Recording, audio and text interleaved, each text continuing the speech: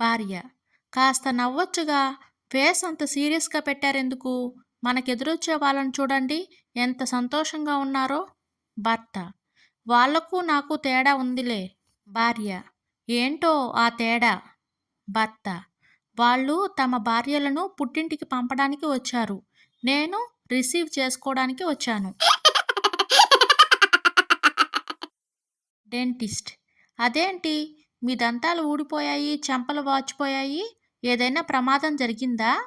వెంగలప్ప: పండక్కి మా ఆవిడ చేసిన పిండి వంటలు టేస్ట్ చేస్తే పళ్ళు ఊడిపోయాయి సార్. డెంటిస్ట్: మరి చెంపలెందుకు వాచాయి? వెంగలప్ప: పిండి వంటలు తినలేను అన్నందుకు సార్. తల్లి: ఏం తల్లి, ఏం చేస్తున్నావు?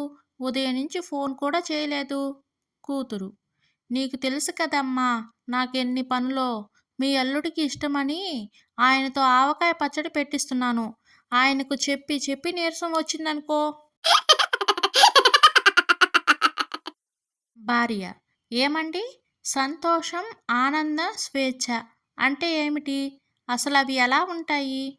భర్త: ఏమో, నాకు మాత్రం ఏం తెలుసు. నాకు చిన్న వయసులోనే పెళ్ళైపోయిందిగా. భర్త: ఇదేంటి సరళ, చపాతీలు చూడ్డానికి తేడాగా ఉన్నాయి? భార్య: సీరియల్ చూస్తూ చపాతీలు చేశానండి. కొంచెం మంట ఎక్కువై మాడిపోయాయి. మీరు తిడతారని కొద్దిగా ఫెయిర్నెస్ క్రీమ్ అద్దాను అంతే. శాంతం: ఏమండి, ఒకవేళ నేను చనిపోతే మీరు మరో పెళ్లి చేసుకుంటారా? సుబ్బారావు: ఎందుకే నాలో లేనిపోని ఆశలు రేపుతావు?